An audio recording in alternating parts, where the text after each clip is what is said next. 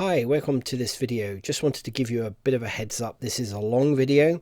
It actually began as one type of video that I wanted to do, which was the law of attraction and manifestation, and it ended up being another video included about thoughts of things, where based on a few books that I've read recently, they kind of, two of those videos combined together, and so it's sort of become thoughts of things / law of attraction manifestation. And of course, thoughts of things are based on actual facts that we know now, that what we think and what we believe becomes real. It becomes manifested. It becomes a thing, a tangible thing.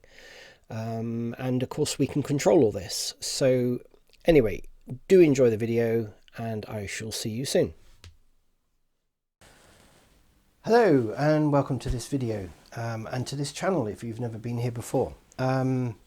This video is going to be about what we say to ourselves, okay? And you may or may not know that thoughts are things, okay? These things, what this video today has been inspired actually by a meme that I came across recently, and it's also a video that I've wanted to try and share for quite a while. I keep gathering more and more and more information and then thinking this video is going to end up being quite long. And you know, I could talk for hours. I could just talk to hours. One of my specialities is helping people to understand language and communications. Okay, so the language is body language, is what, you know, our tone of our voice, the words that we use. So all of those things become communications, and sometimes they are very, very subtle, and sometimes they are screaming at you, you know, in your face kind of communications. And of course, you know, the response you get from someone when you say something is based on, you know, the reaction that you get from what you're asking, what you said, or whatever. So you know, again, it's that area that I feel that I have this, you know, skills and such like in to help people to understand. Now, there is a pile of books. I'm going to move around a little bit because I think it's actually really important. There's a book I read recently that also inspired me while I've been collating information for months actually to do this video.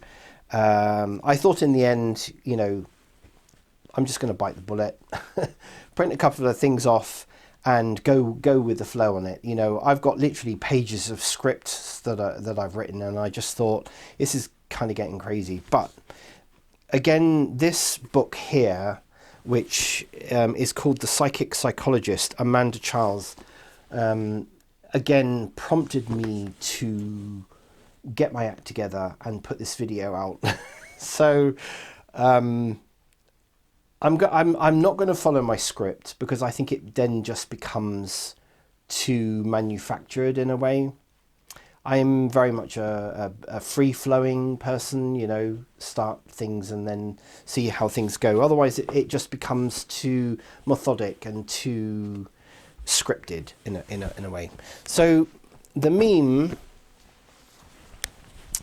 that I came across this meme quite a long time ago actually, and I just thought, do you know what, this actually really sums it up. Now, I don't know where these words have come from, but it really sums up everything that I'm trying to get across really in this video. And if you know about how thoughts become things and manifestation, law of attraction, and all that, this video is probably not going to interest you at all. This video is really to help people to understand the importance of what we think and what we say to ourselves, whether it's verbally, whether we talk to ourselves, or whether we're saying it internally, okay? And I also believe that it comes down to what you're listening to and what you're watching. Okay, what we watch on TV, what we watch on social media, what we watch on our, electronic devices and everything, also has an impact on what we are telling ourselves. Okay, and it can be really, really subtle. The reason why I say it can be subtle is because if we've spent our whole life listening to media and listening to things that are going on and listening to gossip and listening to hurtful things and being involved in all that, if that's been, then we've kind of already brainwashed our mind, okay, and we are feeding all this into our subconscious.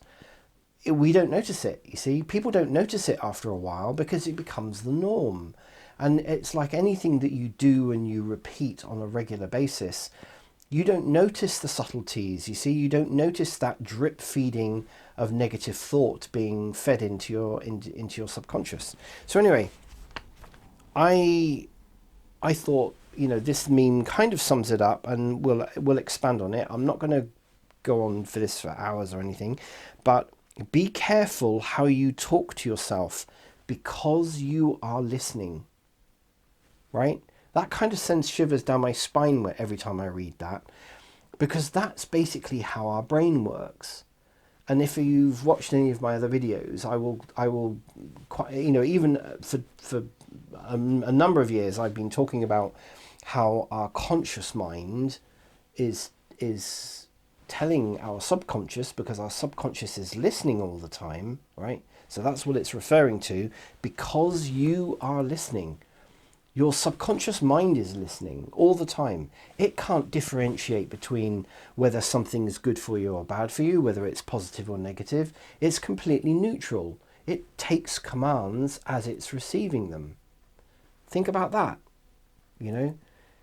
That's quite a key thing. And any of the books that I've read, and some of these books are 120, 150 years old, they say exactly the same thing. The content, the people that were like me, trying to actually get out there and tell people that, we need to change the way we think about things in order to change our life and the effect that it has on our health and our mental health, our physiology, is important. It's very, very important. So be careful how you talk to yourself because you are listening, right? Stop stopping yourself. Your life is as good as your mindset, okay? These are making references to the subconscious all the time, the conversation between the conscious mind and the subconscious mind. When things change inside of you, things change around you. The choice is yours. I'll put this up on the screen, actually, and I've actually got it on my website. This is kind of my quote of the week, if you like. So let's just think about that for a minute. It's very, very key that we are careful about what we are taking in. Not only what are we saying to ourselves, whether that's verbally or in mind, okay, our conscious mind saying things. And I will try and give some examples of things that we might say and possibly might do that is instructing our subconscious mind to carry those things out, okay? So it's very, very key that we're very careful about what we're letting in, right? And of course, the longer we, for instance, okay, let me give an example. You could be in a job, right? You could be in a job, or you could be in a relationship maybe that you're not particularly happy with. And you could be talking to other people, and they're giving you information which you may or may not accept. The relationship thing, I think, is quite key. So how we are destroying, as humans, how we destroy relationships, which may have started off all nice and happy, and we've got goals and we've got plans and everything's really nice and all the rest of it. And then why do relationships start to break down? Relationships start to break down because we in the background, we are telling ourselves that something we're not happy with. Okay. Now, again, coming back to communication, what's key in relationships is communication. And we could be marriage, it could be boyfriend, girlfriend, relationships with family, relationships with anyone, relationships with friends, work colleagues. It doesn't matter what it is. If there's something that's upsetting about something that they've said, or something that's happened, and you don't speak up about it, okay? Again, this is something to do with communication. And it's sometimes difficult. It is sometimes difficult to come out and say, I don't actually agree with what you're saying. I won't accept what you're saying. What you're saying is really hurtful to me. Those kind of communications, feeding them back to someone. If we're not airing those, they start up here. We start thinking, oh, this person really hurt me. I don't really like that. But you still continue the situation, the relationship, right? And that is always playing on your mind, because you've kind of embedded that into the subconscious. And if you keep repeating it over and over and over again, so something else is being said, you don't really like it, you take it in a way that's upsetting to you, and you don't address it, you don't communicate that back and say, please stop saying what you're saying because it's upsetting me, right? Or I don't accept your train of thought, let's just end the conversation and move on with something else, agree to disagree, or something along those lines. If you're not providing that communication back, then it stays up here, okay? It stays in the subconscious, and it keeps going round and round and round. Every time something like that happens, your subconscious is just taking that instruction again. I don't really like this person. I don't like what they've said. They're upsetting me. Okay, we're saying this internally. We could be going and saying this to a friend of ours or something, and of course they could also be reaffirming. I mean, it depends on your friends, right? So if you go to somebody who is not staying neutral and starts taking your side or the other person's side, then again, we're just reconfirming those thoughts again, and the subconscious keeps taking that as a message going in. Okay, well, yeah, you've already said this 20 times now. This must be fact, right? This has got to be true. So those thoughts then come forward. Okay, so you then start having sleepless nights about it. It comes up in dreams. It comes up maybe in a conversation you had with someone. Because all of these feelings and emotions are being kept subdued and inside. At some point they're going to, and if it's really upsetting, if somebody is saying something, of course that's when it's a bit like a pressure cooker. Okay, it's simmering away and simmering away and simmering away. Now, if you don't turn the heat off, okay, and let the pressure subside, it then dissipates. It doesn't happen again, right? So that is an analogy for actually coming out and saying, I don't like the way you said that. I don't like the way you spoke to so-and-so. I don't like what you're saying to me. I don't agree with what your assumption of me is. Whatever needs to be said turns that heat off the pressure cooker, and the pressure's gone, okay? Now, the other flip side to that is, of course, if you don't feed that information back and say, you're going to turn off that heat, the pressure builds up and it builds up and it builds up. And what that's doing every time you're putting that into your conscious mind, which is then telling your subconscious mind that actually this particular person keeps saying something, keeps doing something, but I'm not going to say anything about it. You're turning up that heat all the time. And of course, what tends to happen is it gets to a point where it starts to, spill over. The valve comes off and everything comes spewing out, and then of course you don't really kind of want that kind of reaction. And of course the other person, right, has no idea what's going on, because they're not being fed back that information that what they've said or what they've done is affecting you. How does this affect everything? Okay, so this is just one example. if you've got multiple situations, right, that are coming, so let's just say you're in a relationship, okay, a love relationship, and there's something in that love relationship that you're not feeding the information back, right? And then you've got a work relationship, and now you could have multiple colleagues and different people in departments and situations which are then feeding all this information in. You then have maybe a friend, right? You could have a friend that's, says something or is maybe feeding off the fact that you're upset about things that are not happening. Can you see where this is leading?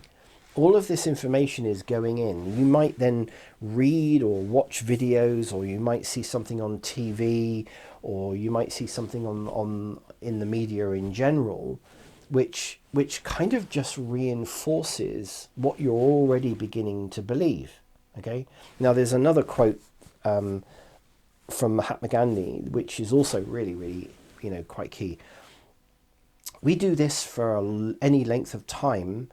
Our subconscious is accepting all this information, and this has a knock-on effect. It has a knock-on effect not only with with people's mental health, but also physically, right? It manifests physically at some point in your life as something, right? I mean, there's kind of no telling what it's going to be, but there's enough evidence out there to suggest, that the Amanda Charles from the Psychic Psychologist, if you ever read her story, I mean, it's just mind blowing. And I've heard stories about, from clients and from other people that I've spoken to about how the effect of the mind has on our physiology, on our physical body and its health, right?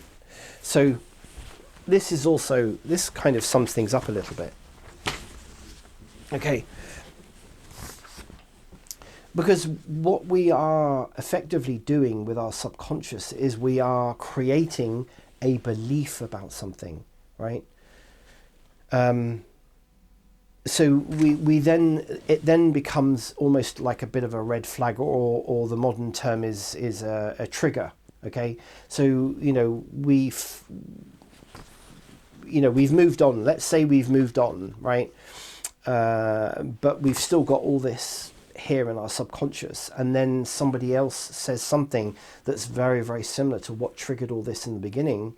Of course, that brings up those emotions, those thoughts again, and of course then now we've got somebody else that we can in effect start hating or and of course, if you go from one job to another, this starts repeating itself. You go from one relationship to another, it starts repeating itself, okay? Because it wasn't dealt with in the beginning, okay? So your beliefs become your thoughts, right?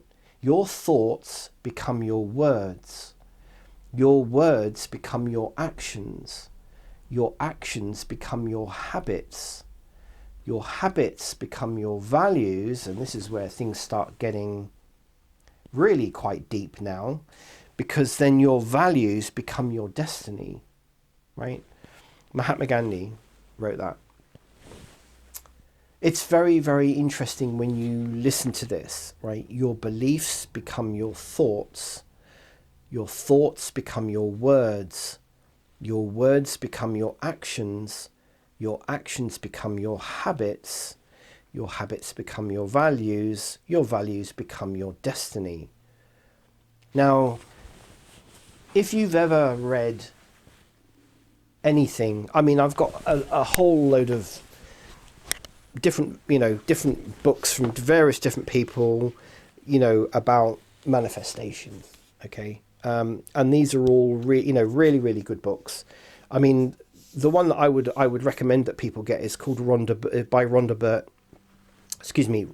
Byrne, and it's called The Secret. Okay, excuse me 1 minute. That book really, in a way, summarizes. It's a book for anyone to read, okay, and it's focusing on the law of attraction and the law of manifestation. But behind the scenes, it's all about everything that I've just been speaking about. How what we think and what we believe and our actions all have an effect on our destiny, our job, our life, our marriage, our relationships, right?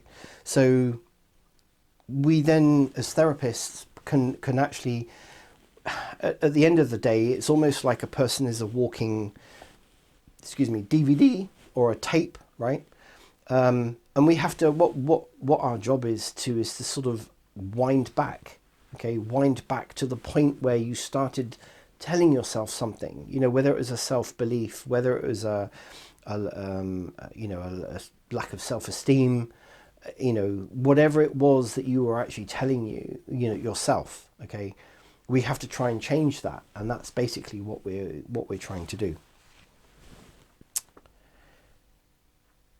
The law of attraction is actually quite a good example of communication with ourselves, right? So it's a very good way, it's a very good method of,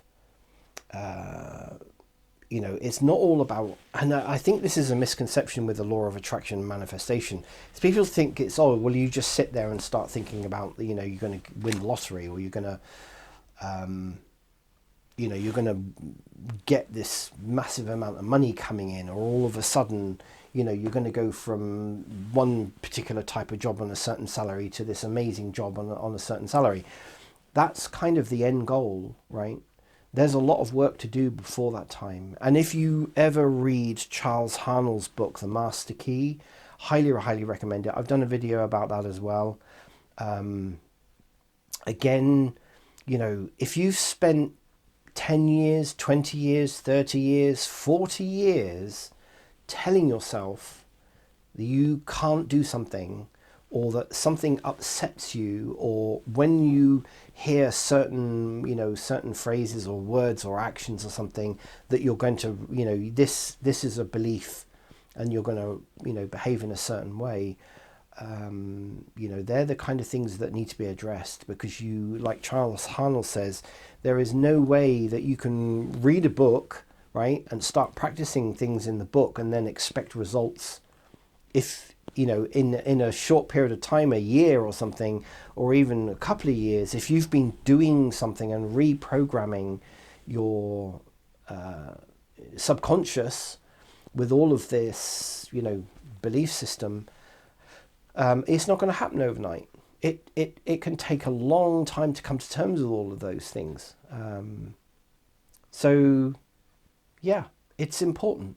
It's seriously important that you become very aware of what it is you're thinking, okay, and what it is you're allowing into your brain from things like social media. I mean, I keep mentioning social media because 20 plus years ago, I kind of foretold that with the explosion of things like smartphones and internet access and all of those other things, I could already see how people were being sucked into let's call it the Matrix, all right? We can all relate to the Matrix. If you haven't seen the films The Matrix, it's where people get sucked into and kind of brainwashed into things that they don't really want to be in. And it's very hard to break out of it, and we kind of got to think of all of this stuff hitting us: bad news, social media, gossip, self-doubt thoughts, unreasonable belief, conversations, gossip, things like that. We need to think of those as coming into our brain. Now, we can control all of that. Okay, so now I want to turn this around into, okay, so what can we do about it, right? Now, you're going to hear an awful lot of people saying, oh, well, you just need to give up social media and you just need to come off your phone. And yes, right, we need to limit what we watch on TV, for instance. Any form of media, whether it's printed, electronic, whether it's TV, whether it's our mobile devices, we need to limit what we're allowing into our brain. And that is difficult. It is difficult to do. And there are pressures about accepting that this is normal, right? Because everyone else is doing it. You know, the amount of times I travel to London on the London tube or buses, and you just look around. You just look around, and I would say 90 to 95% of people are just sitting there looking at their phone, flicking and scrolling on their phone. And they will do that the whole journey. And then they'll do that on the whole journey on a bus. And you see people walking around, and they're doing it while they're walking. They're out with their family. They're pushing their pram. They're out with their children. They're going to school. They're going shopping. You know, they're wandering around supermarkets. They're sitting in traffic. It's like, you need to question whether you're doing that. Okay? Become aware. Become mindful of the fact that this is being allowed to actually go into your brain, you know. There's lots and lots of things we can do. So obviously, yes, good to limit those things. Become aware of them, right? Become aware of your thoughts. I mean, I hear people keep saying this on videos. Oh, well, all you have to do is meditate. All you have to do is practice mindfulness. At the end of the day, yes, you do. It is useful to do that. The first step really is to just be aware. Be aware of the thoughts that are in your head. You know, question why. Why am I thinking about this? You could potentially, if there is a person that says things that you're upset about, make that first step to say, please don't say that anymore. Right, I'm not really interested in what your opinion is, or just say, and I acknowledge your opinion, but I don't agree with it. You know, and then it's that first step that starts the snowball rolling, that will then convince your subconscious mind that it doesn't need to listen to this stuff. That actually this is only a one-off thing, and it will just ignore it. Right? It's the repetition of things which then becomes someone's belief system, and then becomes a habit, and then becomes a lifestyle, and so on. And again, let me just reiterate, the subconscious mind does not know what is positive or negative, good or bad for you. It just accepts it, right? It's your conscious mind that will determine whether something's good or bad. Your subconscious mind is waiting for that instruction. It doesn't really know. It can't tell the difference. It doesn't know that something you're thinking about or something that you're doing is bad, detrimental to your health. And I've mentioned before in videos, when we do hypnosis with people, we're kind of asking permission for the gatekeeper. Right, the gatekeeper is the permission between the conscious and the subconscious, in order to change things, that allows us to, or the patient, the person, the client, to change things. Okay, so how can we reaffirm things so that we can change them? So once you become aware of what it is that you're thinking about all the time, what it is that keeps coming up, and you think that's actually not a really good thing, so really ask the question yourself. Okay, so why do I keep thinking this, right? Is it something that this person's saying? If you're in a relationship, then I think it takes a really high priority that you actually spend time with yourself, possibly even writing these things down that trigger you, or that you just think, well, this is not really good. And if that person loves you and they care about you, then they're going to listen. They will welcome that feedback in a way, because it could be that they're not even aware that they're doing it, and they don't necessarily know that that's having an effect on you, because you're creating it in your mind. It's important to you, not important to anyone else. So it's important to address it, right? Not in an aggressive way, but just letting someone know. It's that form of communication that's just letting someone else know. And if they have an issue with what you're saying, then that's something for them to deal with and not you to deal with, if you know what I mean, because they're going to be going through that same process that you've been going through, if that makes sense. So yeah, how can we change? We need to turn things into a positive. Okay, so you hear about affirmations, right? Affirmations are actually really, really good. So, you can, I mean, it's very difficult because there's just so many different types of affirmations, and different affirmations mean certain things for different people because of the language that's being used, because of the wording that's being used. So what might work for me might not work for you, might not work for somebody else. Okay, so you have to customize these affirmations, right? So let's just take an example. Let's just say I feel like I'm not really very good, or I don't feel like I'm really very good at doing something like a task or a job, right? Now you have to kind of verify, is it worth really worrying about? If it's upsetting you that you can't do something, then explore it. That's the key thing.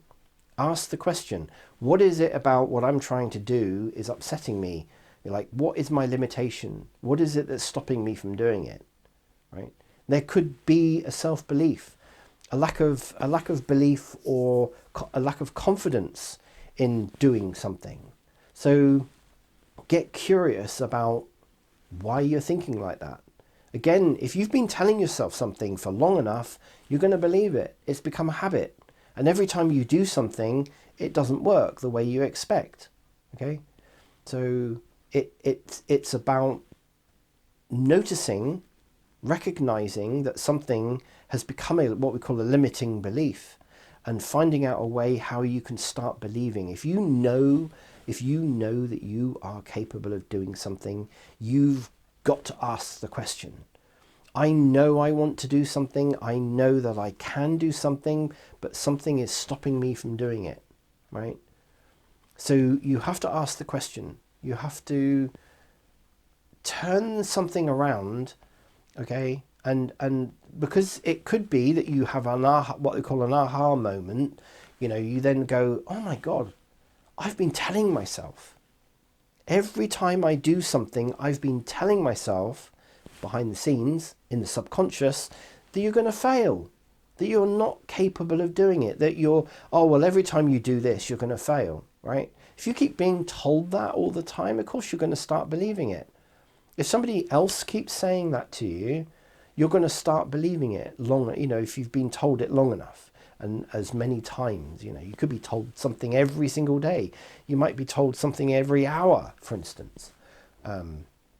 That you're not going to do something and that you're going to fail. Well, of course, you're going to fail because you're telling yourself every time you do something, you're going to fail. So you have to turn that around. That could be your affirmation. You have to turn that around to something positive. Okay. Now there's levels of what I call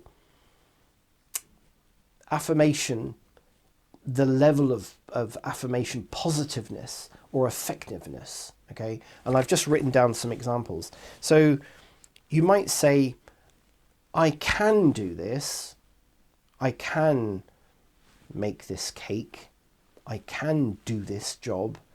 I can perform at sports. I can make this relationship work. I can communicate effectively. That's a positive, but it's kind of implying that yes, you can. It's making an assumption that anyone can, right? It's a little bit too generalized. So you could reword something. I will communicate better with this person. I will continue to keep baking this cake until I get it right. Okay. I will be better at sports, whatever that could be. I will be a better driver. Again, in a way, that language is saying that you, at some point, that you will do it. Okay, it doesn't, unless you put a time limit. So if you say, I will, in 1 month, I will be better. Okay, I will be better at baking a cake. I've been saying that because I'm going to be baking a cake later. But just giving it as an example, okay, as an analogy. So when you say I will do something, it's actually better to make it even more positive, right? Now turn that into something that will change your belief, and you're going to say, I am. You've now made that down to value level, right? I am a good sports person. I am good at baking cakes.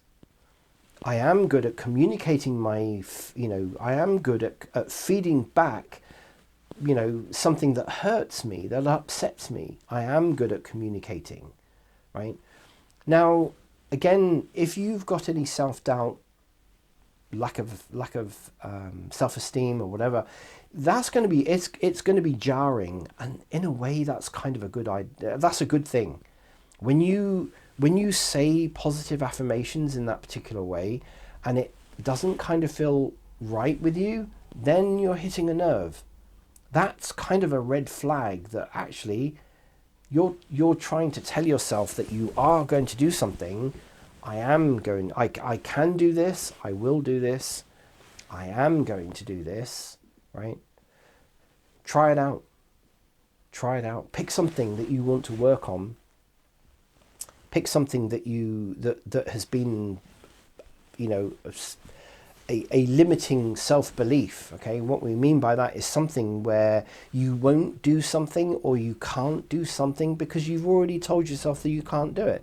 It's become a belief. It's become the destiny, right? It's become a value that you're not good enough at doing something. Hopefully that makes sense. So turn around, and of course, affirmations are specific. They're very what is the word I'm trying to, they're not explicit. They're very implicit to each particular person.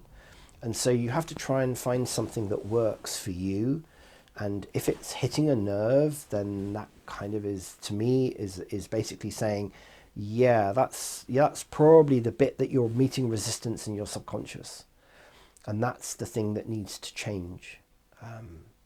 Now, you might be a very determined person, a very strong-willed person, and you're going to sit down and work on these things.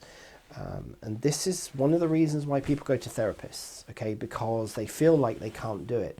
Maybe you've got a kind of sabotaging voice, or something along those lines that's telling you can't do it, that you're a failure, that you're worthless, that, like you're not able, you're never going to be able to bake a cake, right? Or you're never going to be a good sports person, or you're never going to be any good at communicating. You're never going to be that good manager, right?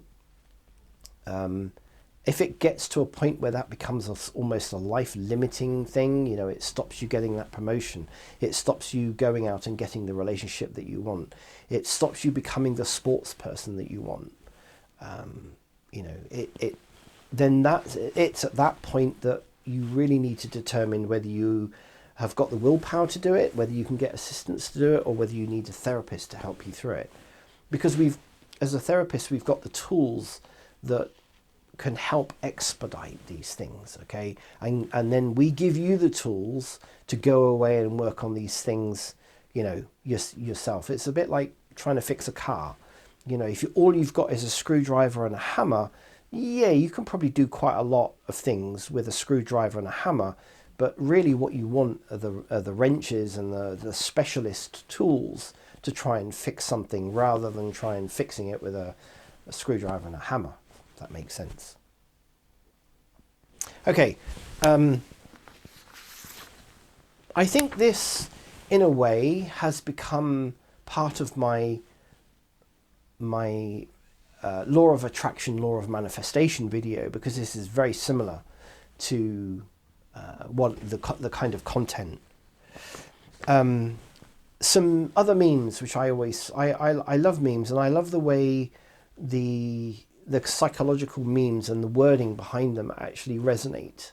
Okay, and when you start to focus on your belief system and start focusing on what triggers you and what makes you upset and why is it that somebody can say something that really triggers a nerve, when you start to listen to yourself, and of course, you know, we've been talking about the amount of media that goes in and social media and such like. If you start cutting that out or limiting that access to your brain and to your mind, you become more aware. If you want to become mindful about your thoughts and your body and your physiology and your health and your mental health, then you have to cut that out. You have to cut out that noise. And then you have to be very specific about what it is you're going to allow in here, right? And when you go down that path, you then find out that there's an awful lot of things you don't want to go up here, right? You don't want that information in, so you just cut it out of your life because it's detrimental to the life that you want to lead, right? So I like these. If you don't leave your past in the past, it will destroy your future.